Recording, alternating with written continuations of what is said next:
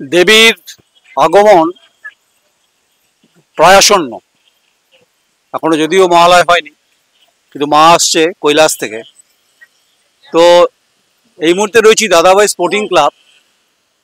তাদের থিম হচ্ছে সভ্যতা পরম্পরা। এটা কোথায় বাংলার মানুষ জানতে চাইবে। এটা শিলিগুড়ি, উত্তরবঙ্গের একদম বাণিজ্যের নগরী বলা হয়। এই আওয়াজ পাচ্ছেন বিভিন্নভাবে। সভ্যতা, ঐতিহ্যের, পরম্পরার এই কাজ কিন্তু শিল্পীরা একদম নিপুণভাবে তারা বুনছেন, টিন কাটছেন, রং করছেন। আর সভ্যতা, পরম্পরা, ঐতিহ্য খুব ইম্পর্টেন্ট সাবজেক্ট, যেটার উপর আমাদের সিস্টেম দাঁড়িয়ে আছে। সভ্যতার আমরা হচ্ছে প্রত্যেকে পিড়ি, আমরা কোন সভ্যতায় বাস করছি, অর্থাৎ আমরা একদম আধুনিক সভ্যতার জগতের সঙ্গে আমাদের সম্পর্ক ওতপ্রোতভাবে। ঐতিহ্য কি? ঐতিহ্য হচ্ছে আমাদের পিছনের যে ইতিহাস এবং সে পরম্পরাকে আমরা বহন করে বারবার করে চেষ্টা করি।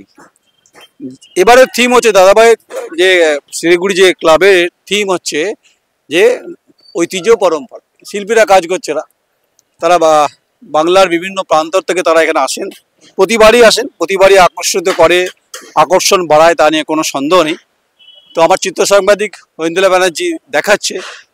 আর এই মুহূর্তে নেপালের পরিস্থিতি যা উদ্বেগজনক। খুব স্বাভাবিকভাবে ব্যবসা বাণিজ্যের ক্ষেত্রে একটা সমস্যা তৈরি হয়েছে, কারণ শিথিল হয়েছে কিছুটা, কিন্তু পরিস্থিতি উদ্বেগজনক।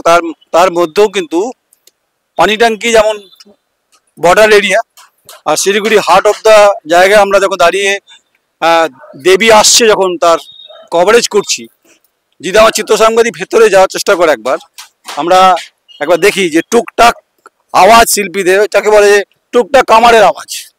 আসলে কামার নয়, এরা শিল্পী, এরা হচ্ছে সভ্যতার অংশীদার। এরা বিভিন্নভাবে সেটাকে ধরে রাখার চেষ্টা করে বিভিন্ন চিত্রকলার মাধ্যম দিয়ে।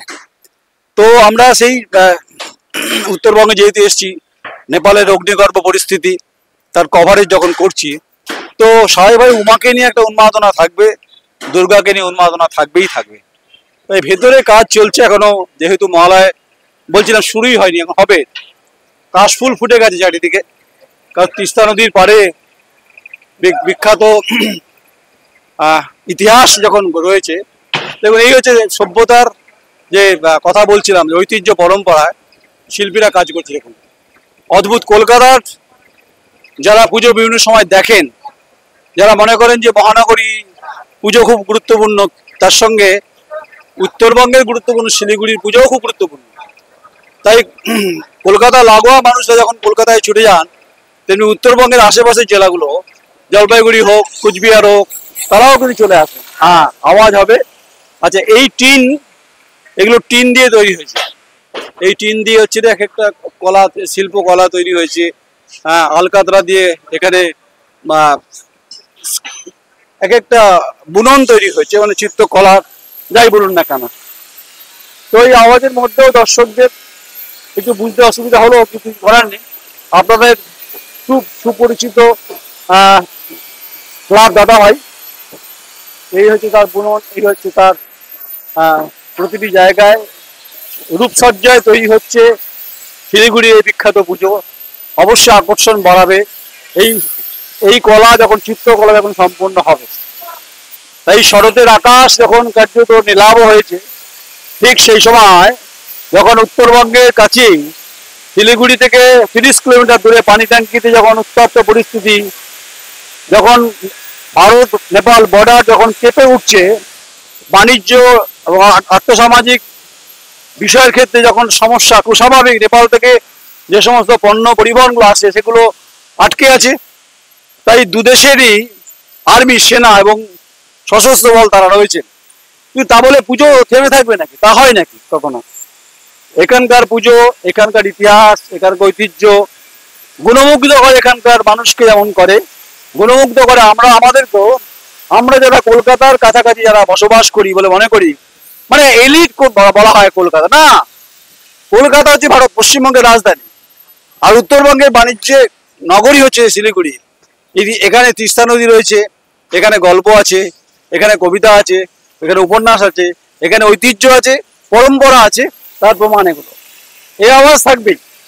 তাই দাদাভাই স্পোর্টিং ক্লাবের এই থিম আমাদেরকে মন্ত্রমুগ্ধ করলো। আমাদের মাধ্যমে দক্ষিণবঙ্গের মানুষের কাছে পৌঁছে দিলাম আমরা ভারতবর্ষের বিভিন্ন জায়গায়। আপনারা দেখবেন, আপনারা লাইক করবেন, আপনারা আমাদেরকে ভালোবাসছেন না বোধ। अरे कम से कम प्यार तो कीजिए। अरे एक प्यार से, एक लाइक से हम हाजिर हो जाएंगे, चाहे कहीं भी जगह हो, भारत के कोने कोने में हो। এবার कोई डायलॉग वायलॉग नहीं भाई।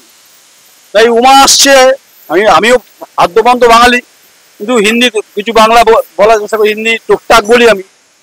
তাই ব্যথা দেবেন না, ভালোবাসা দেবেন, তাহলেই হবে। দেখবেন দ্য কোয়েরি একদিন তার সুদূর যে লক্ষ্যে উমার আশীর্বাদে এবং আপনাদের সহযোগিতায় এবং ঐতিহ্যের ভাগিদারির সঙ্গে, সভ্যতার পিড়ির সঙ্গে, পরম্পরায় আমরা কিন্তু একদিন প্রমাণ করে দেবো যে আমরা ছিলাম, আমরা আছি, আমরা থাকবো। কারণ আমরা সর্বত্র বিরাজমান।